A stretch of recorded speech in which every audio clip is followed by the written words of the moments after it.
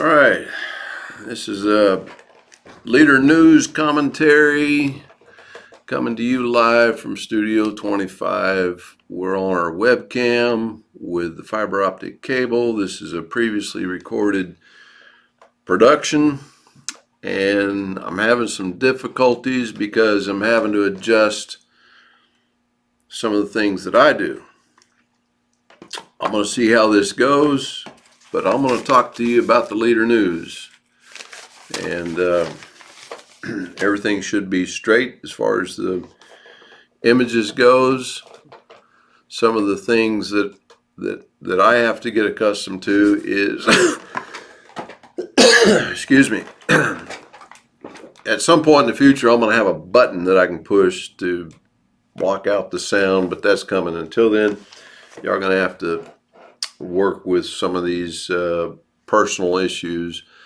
And I was starting to say, previously I was coming to you on Ladder Talks with my smartphone. I just had my smartphone set up on a tripod, and the camera lens and the display was such that I could look into the smartphone, and just a very slight eye angle difference, I could see my facial expressions. And so these are just some personal adjustments that I'm going to have to make. I can tell as I'm talking into the camera, I can tell that the Studio 25 graphic is over here, and some of the stuff that I have in the background over there. I tell you, I told you guys earlier, if I can't have fun doing this, I'm not going to do it, okay? So while I have to I have to relearn some things. I was so used to working with my smartphone. Now that we're stepping up everything, I'm rambling now. I'm rambling, okay? I'm going to go back later and look at this video because it's previously recorded. And some of the things that I have to get used to until I make some changes on where we put cameras on a more of a permanent basis. This is more up close and personal. And I've said it before, in time we're going to have area cameras, going to have more of these Logitech 4K. They're also known as Brio cameras. Going to have them scattered out throughout the studio. We're going to have this environment set up where we can have a roundtable discussion. I've said it before, there's other radio talk show hosts that are now beginning to do Facebook Live as they are on their regularly scheduled programming. They're going Facebook Live. That's great for them. The listeners want to see what's going on in the studio. A few years back, THV11 had THV2, and you could see them when they were off the air. I'm not sure if they still do that or not, but it was pretty neat to kind of be able to see what's going on during the commercial breaks. And I remember one time Craig O'Neill was telling a story about a guy eating a hamburger, and they had to go back to live broadcasting. And Craig didn't get a chance to finish the story about the hamburger. Well, when they went back to live broadcasting, I was like, wait a minute, I want to see the rest of the hamburger story. So I called the studio and I got Craig on the phone, and he told me the rest of the story. It was kind of funny. I may get Craig on the phone one of these days just to have some fun with this, and have him tell that hamburger story, because he tells it. It was pretty funny. So anyhow, I'm going to get into the Leader News, and being that I am recording this with the OBS video system, I hope it goes well, because I'm going to spend a lot of quality time talking about a couple of subjects in here, and I would hate to think that I'm wasting 20 or 30 minutes of my time just to find out that it didn't work out too well. So to get right into this, I got my Leader News in a timely fashion this morning. Everything went well, and I read it, Had some coffee in one of my Studio 25 cups over at First Street Cafe. Again, go see I tell you, this takes some getting used to here, folks. Go to D2 Comics, and I noticed their sign on the side of the street. It says D2 Comics and more. They need to change that and more to D2 Comics and Graphics. I told someone the other day they will print a shirt for you if you want to have something specially printed up. They will print it up on a shirt for you. Go over there and see them. I'm getting ready to have some shirts printed up. I don't know if I'm speaking out of turn here, but I think I understood her to say that you could bring your own shirt in, and they would print whatever it is you want on the front or the back. So anyhow, get right into the leader news. Having gone through today's paper, what's on the front page that deals with Jacksonville is the Air Base.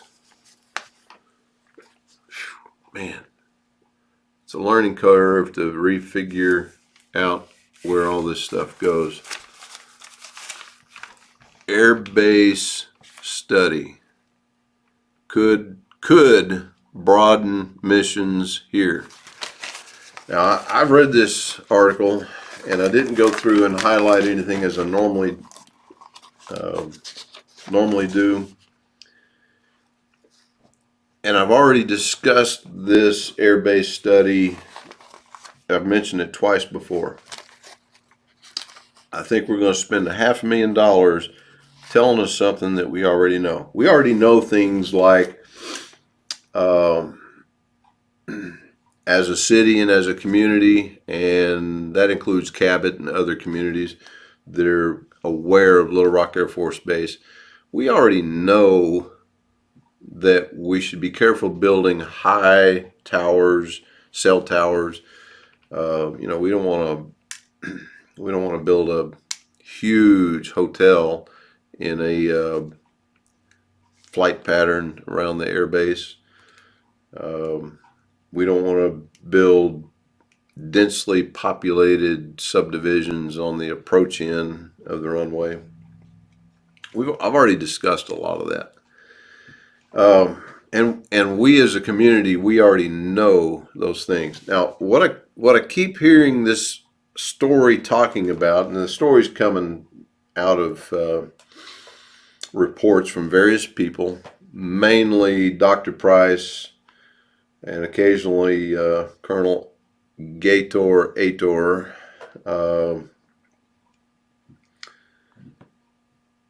They occasionally make some comments about this little project, and they often have said things like, we may learn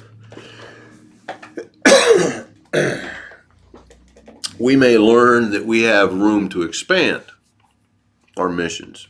I think this article said something about maybe bringing in a refueling squadron.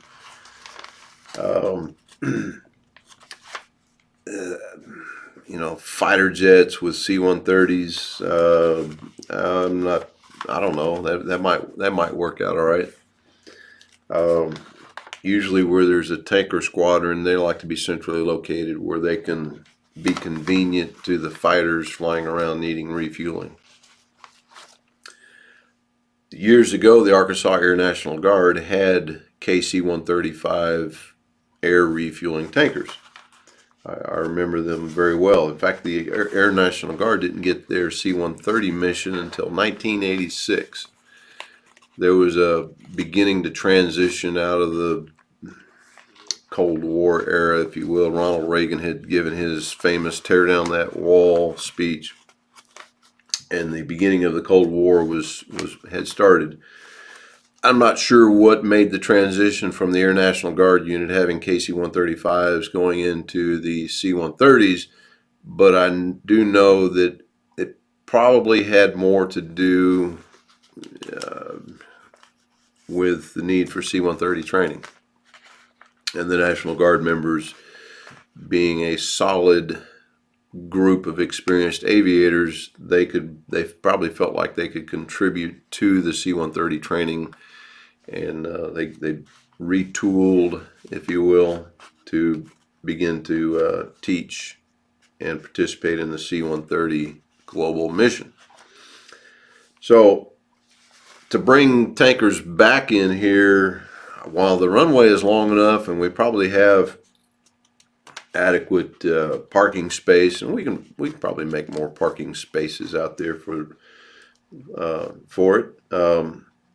I don't know what other missions we would bring here. Now, more missions would mean more airspace restrictions that we need to be aware of, and especially if it's some sort of training mission. I can't imagine a training base such as Columbus or any of the other T-38 initial pilot qualification training aircraft being here. We already have slow-moving aircraft such as C-130s. I can't imagine bringing in some fast-moving jets to fly in what would be normally a low-speed environment. I mean, we do it all the time, I would guess, but I don't know of any other missions that would come in and mix well with that. But hey, who am I? Who am I? What I do want to talk about is what impact does the airbase have on Jacksonville and the surrounding area? Now we can throw out all sorts of numbers. I'm going to make an adjustment here. We can throw out all sorts of numbers that would say economically we have a significant impact on the local area from the money being pumped in from federal training. But when I say what other kind of impact does the airbase have on us, is it worth it? While we have a federal base that is doling out money in the form of employment, the airbase, and I'm not trying to be a Debbie Downer here, okay? Some of you, remember, I'm putting this into a different perspective for you. The airbase takes up a lot of good real estate. Some of the best construction real estate is sitting out there on Little Rock Air Force Base. And there's a lot of raw and unimproved land that is still out there.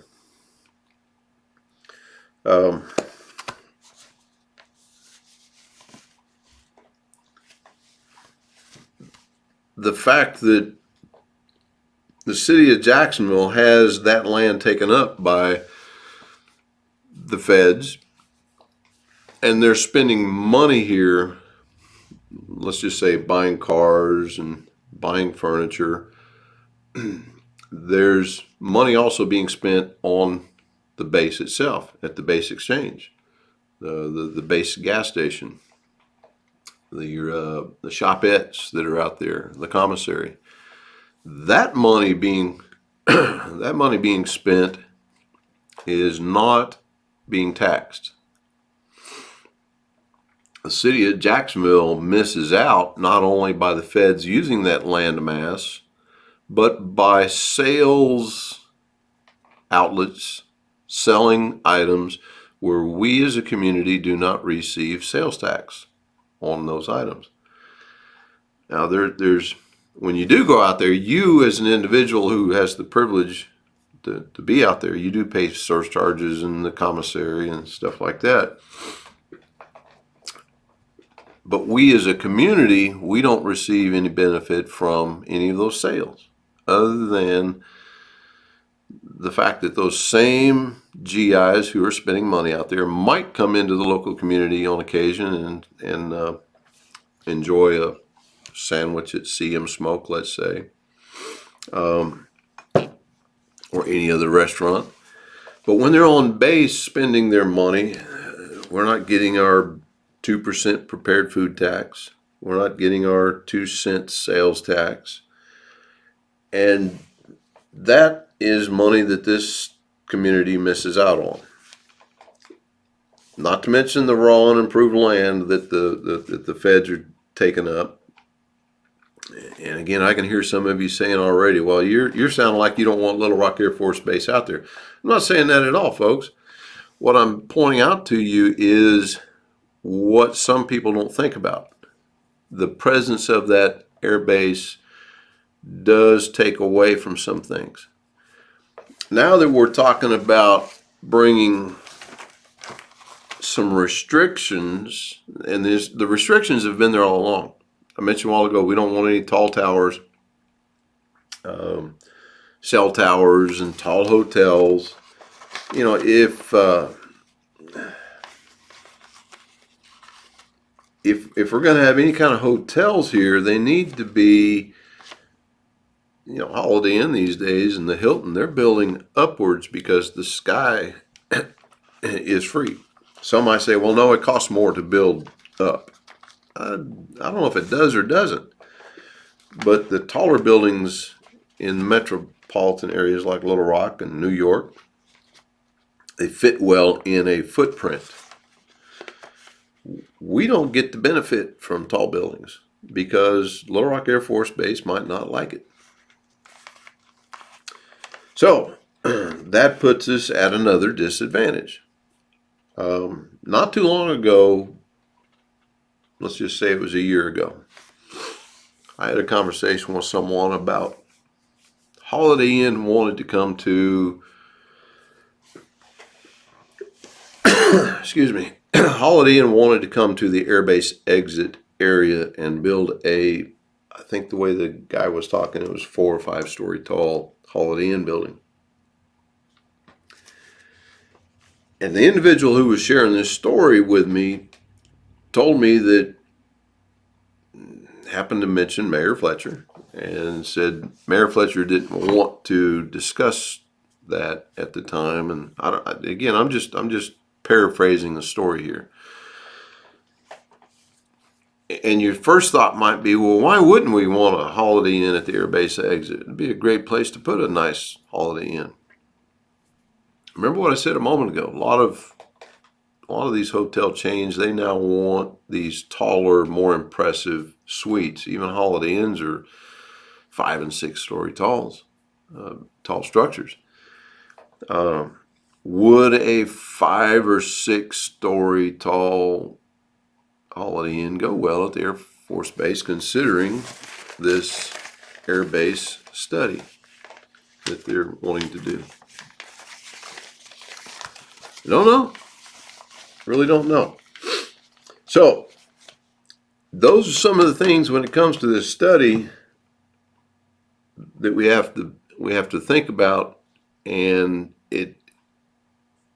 it's kind of a win-lose situation. We win the economic impact that the base has on us, but we lose out on the other things that we could have that we can't.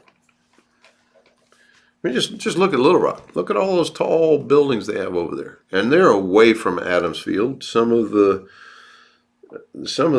flights, most of the flights at Adams Field, they're simply in and out. And they fly out, and when they take off, they jet practically straight up.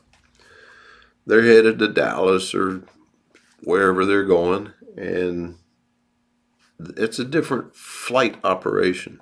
Very rarely do they do a go around where they might circle the runway for a better approach. And a lot of times that's due to weather, if you do that sort of thing, better winds or better visibility. The metropolitan area is not worried about losing the airport. The feds could decide we want to pull Little Rock Air Force Base out of here, and And Jacksonville would become just like Eaker Air Force Base, just a community that is recovering from the loss of a big federal employer. While it's another story to discuss someday about, if the base were to pull out, we'd have 12,000 foot runway out there. That's a different story. What would we do post event if the base would pull out? This story here in the Leader News is about the study, $500,000 study. And I've said it before.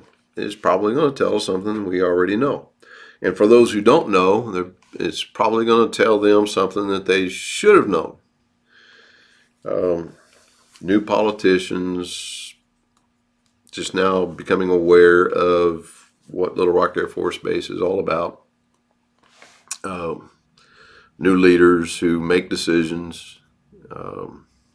They need to know. Is it going to cost us $500,000 to educate these new leaders? I don't know. But just remember some of the things that I talked about. We lose out on some of the things that we could have.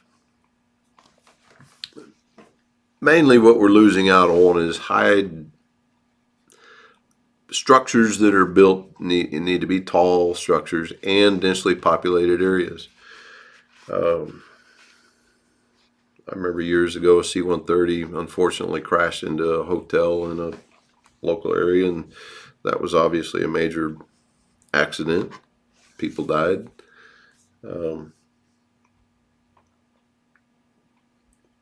The Little Rock Air Force Base, they don't want that to happen.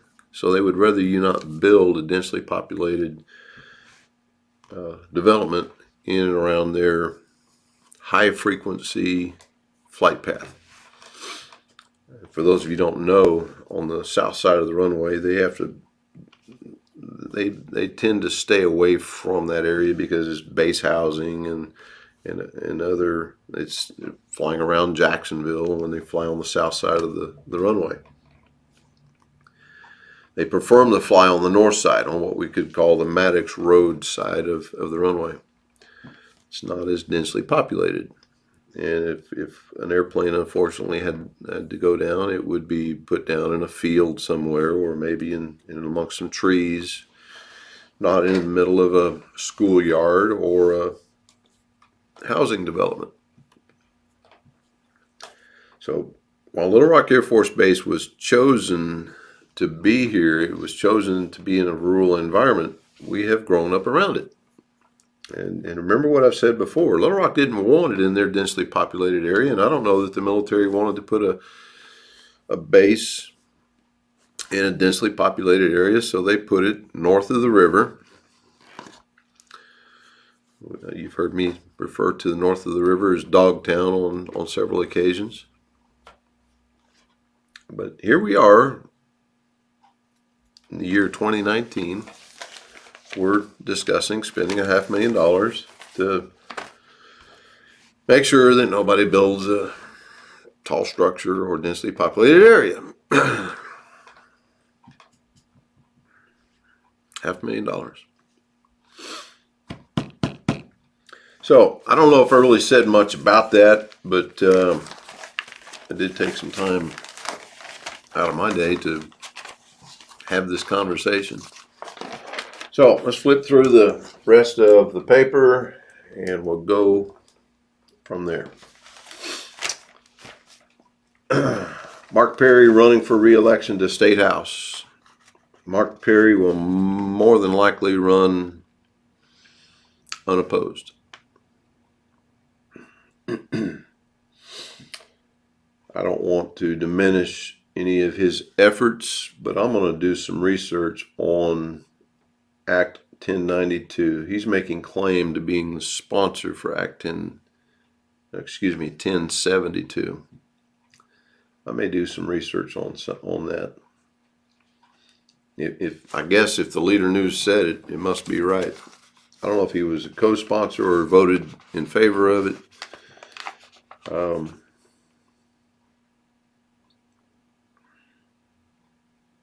Act 1072, which amended the state constitution to loosen restrictions for funding economic development projects.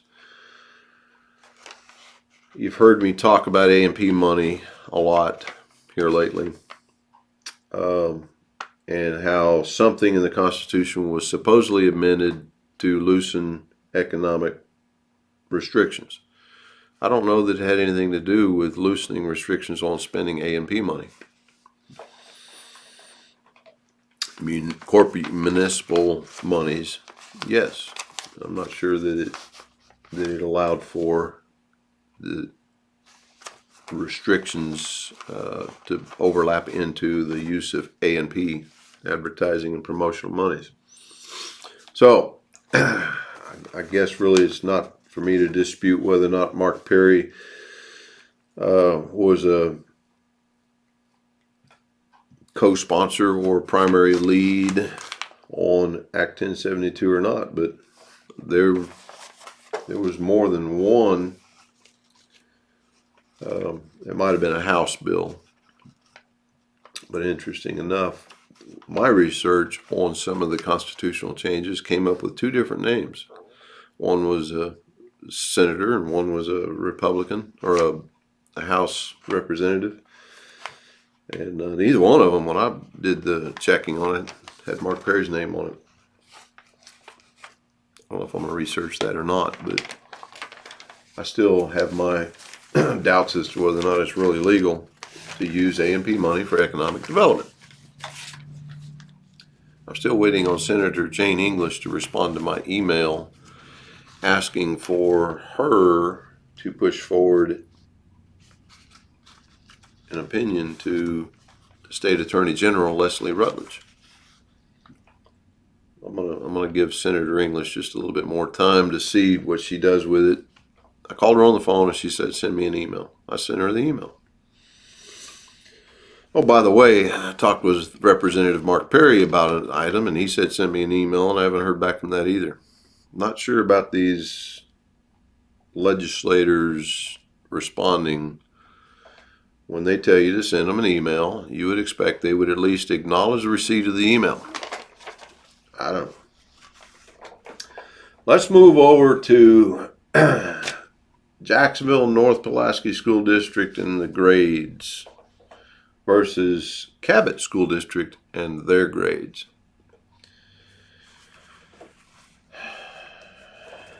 This is not necessarily looking good.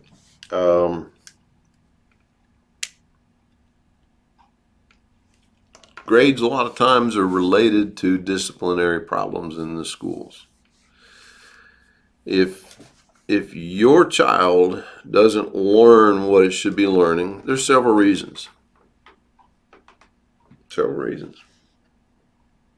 Either there's some distractions going on in the classroom, or the methodology for that child is not right. The teacher might not be right. The teacher might be, I'd hate to think that we've got bad teachers. Sometimes I think we might have some teachers that are wore out, that they're tired and they've given up. We have students who are very disruptive in classrooms. And I know that because I work with some of these students on Wednesday nights at my church. And for years, us adults, and I try not to put myself in that group, by the way, but I did say us adults. For years, adults have been saying, oh, let kids be kids. Don't be so tough on them and let them be kids. They run around and they're rather chaotic sometimes. We were all kids. But there's a big difference between when some of us were kids and some of the kids that's going on today. Some of the kids and their behaviors today. Discipline starts in the home. Seemingly, some parents aren't disciplining their children. Now, you can say, well, I'm the most disciplinary parent there is. Okay, great. and you've got a child that is well behaved, and then you send that child into a classroom environment where everybody else is disruptive, and no learning takes place because everybody's distracted. Now, I also know that methodologies are changing, where we have new wild methods of learning. And then we have self-paced and computer-based training. Self-paced sometimes is okay. I believe in self-paced. I also think that computer-based training is good. It's good for today, and it works well with self-paced programs. Some of these grades that are in this paper may be grades that are overlapped from prior methodologies of a teacher standing up before the classroom and saying, "Hey, I've got a lesson. Y'all listen." Don't know. But when you look at the grades between Jacksonville and Cabot, it's a pretty big difference. Looking here, without even mentioning the school names, Cabot's got A's, B's, and C's. I don't see a D over there. Comparing 17-18 and 18-19 school years. In fact, it looks like one school in Cabot went from a C to an A. All the other schools maintained their prior grade. And another Cabot school went from a B to an A. Oh, here's one that went from an A down to a B. Jacksonville, excuse me, Jacksonville North Pulaski School District. The high school's got 17-18, it's got D. 18-19 is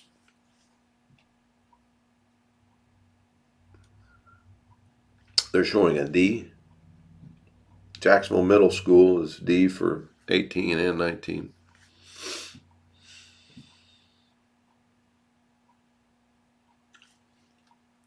I don't really want to now compare Jacksonville to Cabot.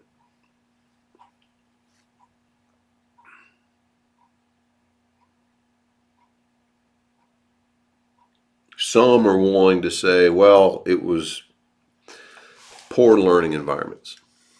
Cabot had the better schools.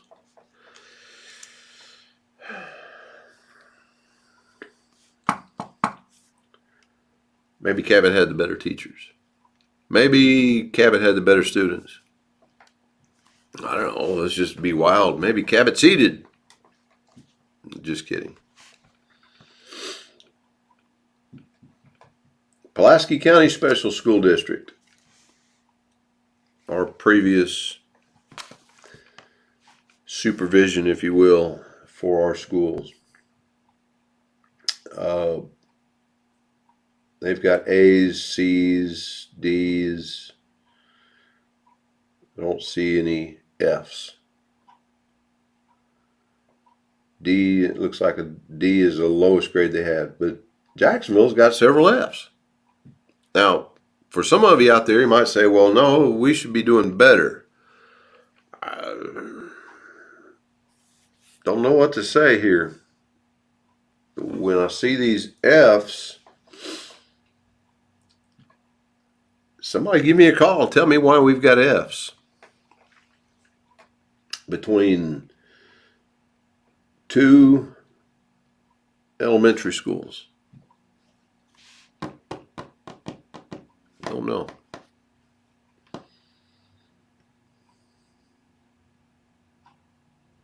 Don't know. I thought we were going to get better having our own school district. And I can hear myself 3 or 4 years from now when I'm maybe talking about school. I hope these grades go up. I really do. But I can hear myself now 3 or 4 years from now doing this same ladder talk saying, I thought building new schools was going to make a difference. I thought separating from Pulaski County Special School District was going to make a difference. 3 or 4 years from now, am I going to say, I thought building new schools was going to make a difference?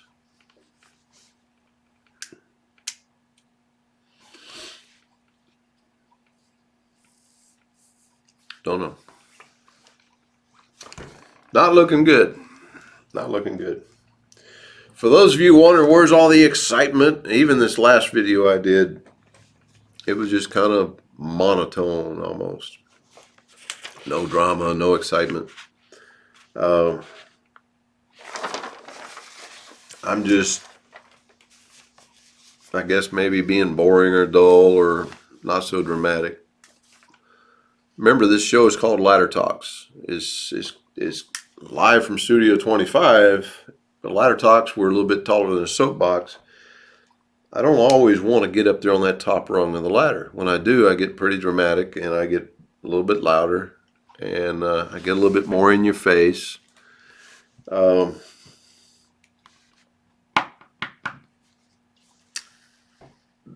Between the last video I did and this one, I've been a little bit less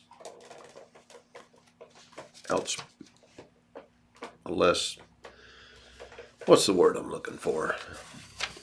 A little less loud, a little less in your face. Not sure if maybe I'm feeling disappointed or depressed from the city council circus. That got pretty dramatic and I got pretty loud on that.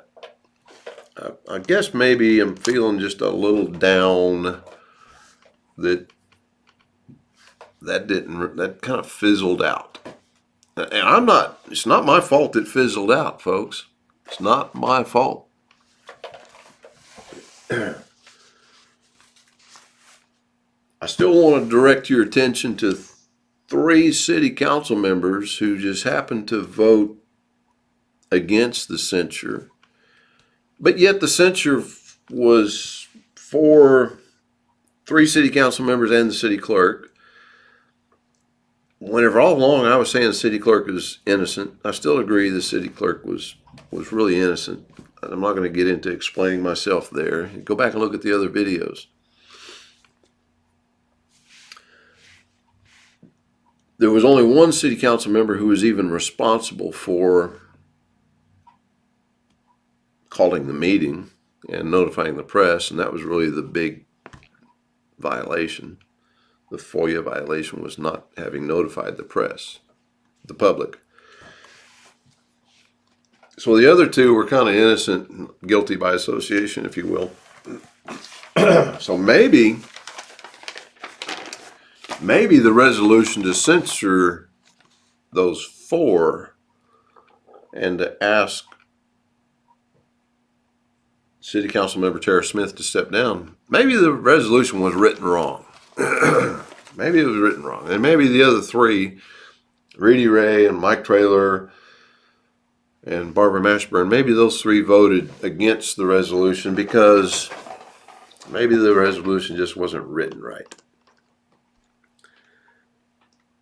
Is it too late to do another resolution and do separate and individual resolutions? I've already spoken to that subject, but I just don't feel right after that was over with. I keep flipping the page on the paper. There's nothing remaining except for the sports. So, by the way, on the subject of sports, our first football game, November 1st, I believe that's a Friday. It's going to be at the new stadium. Not too long ago, somebody posted a picture on Facebook of Jan Crow Stadium where I believe they had a football game over there. Somebody made a comment about this is what happens when you destroy the history of all the Jacksonville High School alumni by changing the school mascot. Yeah, I'm sure there's a lot of people might not show up at the first football game as some sort of protest or a boycott. I don't know. But it definitely killed the spirit of a lot of people in this town changing the mascot from Red Devils to the Titans. I'm not the leader of that message, folks, but it did. Killed the spirit of a lot of people in this town. Lost a lot of community spirit with that identity. I was not for changing the name. I'll be real quick to tell you that. I was not for that change. I don't know that there's anything we can do about it. But the fact of the matter is, several people are still upset over the change. They just don't feel like they're part of the Titans. We've already discussed previously, there's some serious diversity in this town. And now what we have is we have a bunch of Red Devils, and we have some Falcons, and now we've got Titans, and we got more diversity.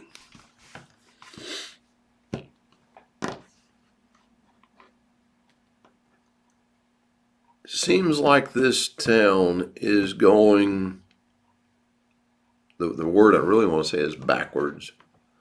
But we're not working towards unity.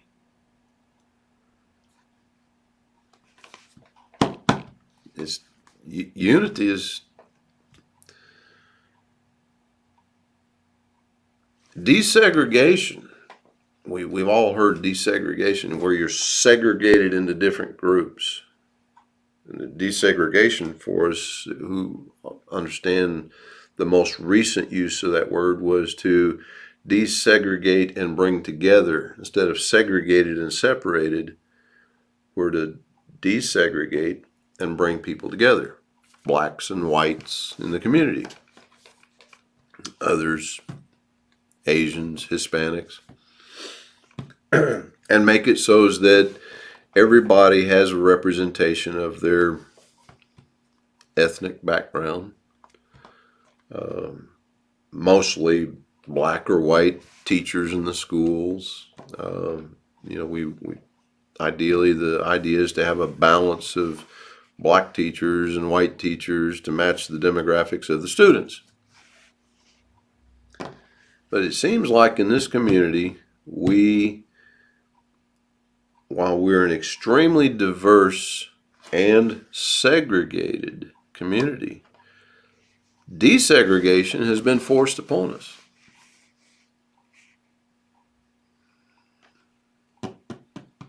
I don't see desegregation being forced on Cabot. I don't see the lawsuits in other communities such as Lake Hamilton. I'm not sure why this is happening to Jacksonville. I really don't get it. But when you look back at some of these grades, and when you think of things like Cabot didn't go through a deseg lawsuit. They're the ones that got all the A's and B's and C's, no D's or F's. And interesting enough, what I didn't mention was the Lighthouse Charter School out at Little Rock Air Force Base. I've mentioned this before. Arnold Drive Elementary has come out of the Jacksonville North Pulaski School District. And in theory, that school was replaced by Lester Elementary. I can see in time the Little Rock Air Force Base members putting their children in the charter school. And while it wasn't mentioned, the charter school wasn't mentioned. I mean, it was mentioned. It was mentioned in the paper. It's not in the group with Jacksonville North Pulaski School District. It's a charter school, so it's not in that school district. If we were to show the grades of the charter schools, especially the charter schools on base, what you would see is better grades, better student behavior, better attendance, better attention levels, and there's pretty good reason for that.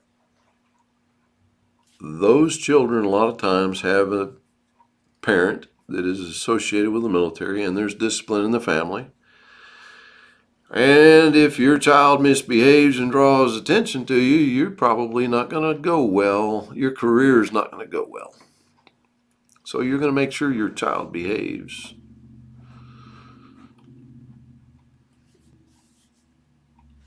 Discipline in the home goes a long way. If you judge discipline on these grades, apparently the Jacksonville students don't have much discipline.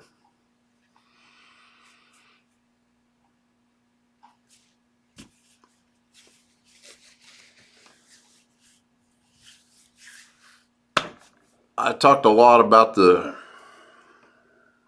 $500,000 study, talked a lot about the grades. I got off subject on a couple other things. Talked about city council. And I brought the charter schools into all this. And I'm probably running on about 30 minutes or more. I'm not sure if this new program I'm using gives me a time duration. 46 minutes. I've gone well past the time I'd like to go through. And I sure hope that this recording worked well. So I'm going to wrap it up.